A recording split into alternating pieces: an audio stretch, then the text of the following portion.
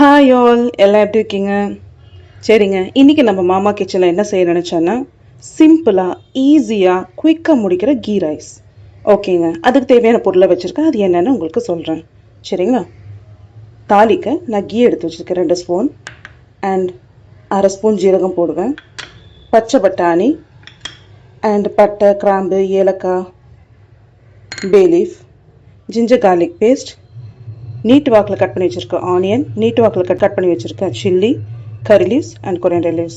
சிம்பிளுங்க, ரொம்ப சிம்பிளான திங்ஸ். வீட்டில் இருக்க விஷயம் வச்சு ஒரு அருமையான டேஸ்டியான ஒரு டெலிஷியஸான ஃபுட்டு நம்ம ரெடி பண்ணலாம்.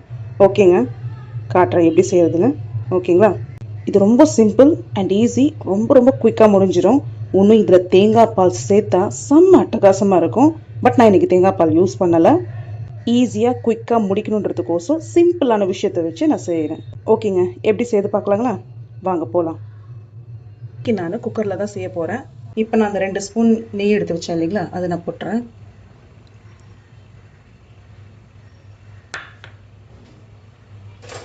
சரிங்க, நீங்களாம் எப்படி இருக்கீங்க? நல்ல டைமுக்கு சாப்பிட்டு ஹெல்த்தியாக இருங்க. சரிங்களா?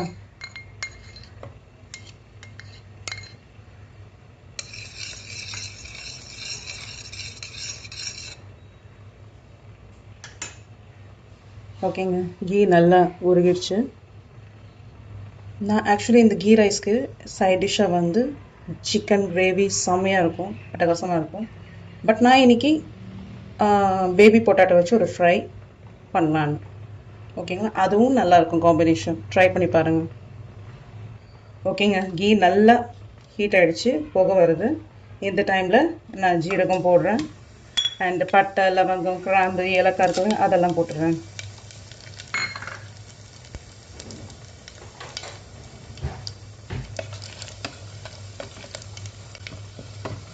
போட்டுட்டு நான் நீட் வாக்கில் கட் பண்ணி வச்சுருக்கேன் இல்லைங்களா, பச்சை மிளகா, அது போட்டேன்.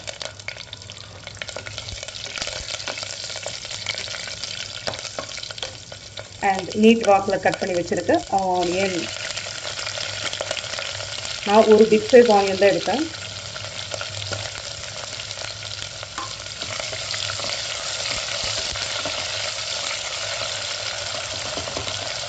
நான் ஆக்சுவலி இன்னைக்கு வீட்டில் இருக்க அரிசி வச்சு தான் செய்கிறேன். ஆனால் பாஸ்மதி ரைஸை செஞ்சால் ரொம்ப அட்டகாசமாக இருக்கும். அந்த ஃப்ளேவர் வீடியே தூக்கிடுங்க, அவ்வளோ ஒரு டேஸ்ட்டாக இருக்கும். இது நல்லா கண்ணாடி பதம் வர வரைக்கும் நம்ம வெயிட் பண்ணலாம். அதுக்கப்புறமா தான் நம்ம ஜிஞ்சர் கார்லிக் பேஸ்ட் போடணும். ஃபஸ்ட்டு இது கண்ணாடி பதத்துக்கு வந்த பிறகு நான் அந்த க்ரீன் பீஸ் எடுத்து வச்சுருந்தேன்னா பச்சை பட்டாணி, அது போட்டுருவேன். ஆக்சுவலி இதில் மஞ்சள், மிளகாத்தூள் எதுவுமே சேர்க்கக்கூடாதுங்க. ப்ளெயினாக ஒயிட்டாக தான் இருக்கும். ஓகேங்க, வெங்காயம் கண்ணாடி பதத்துக்கு வந்துச்சு. இப்போ நான் பச்சை பட்டாணி போடுறேன்.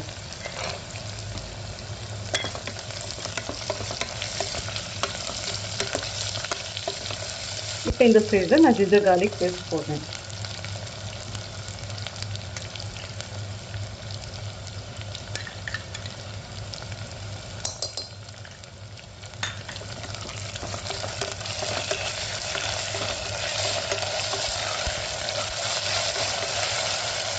ஜிஞ்சர் கார்லிக் பேஸ்ட் நீங்களே வீட்டில் அரைச்சி அது போட்டால் தான் செம்ம டேஸ்ட்டாக இருக்கும்.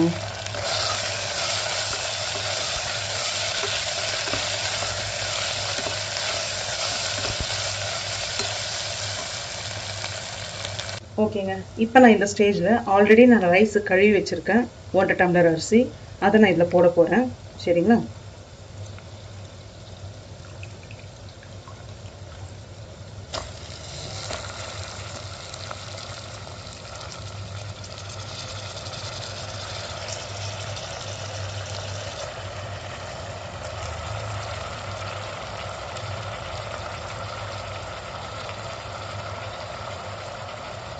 ரொம்ப பழைய அரிசியை வாங்கியிருந்தா தயவு பண்ணி கொஞ்சம் ஒரு 1/2 அன் ஹவர் அரிசியை தண்ணியில் ஊற வச்சு செய்யுங்க. அப்போ தான் சாப்பாடு சாஃப்டாக இருக்கும், கீ ரைஸும் சாஃப்டாக இருக்கும்.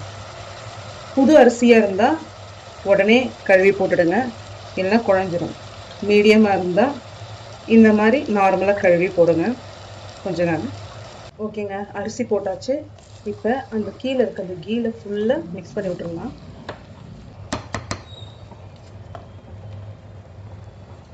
இப்போ நான் 1.5 டம்ளர் அரிசிக்கு நான் 3 டம்ளர் தண்ணி ஊற்ற போகிறேன்.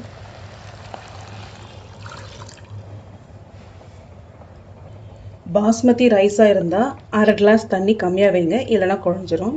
இது வீட்டு அரிசின்றதுனால 1.5க்கு 3 அப்படியே போடுறேன். ஓகேங்க, இப்போ நான் இதில் கொத்தமல்லி கருவேப்பிலை வச்சுருக்கேன் இல்லைங்களா, அது போட்டுட்டு தேவையான அளவுக்கு சால்ட்டு போட்டுட்டு க்ளோஸ் பண்ணிடணும். கொத்தமல்லி கருவேப்பிலை போட்டாச்சு. இப்போ தேவையான அளவு உப்பு.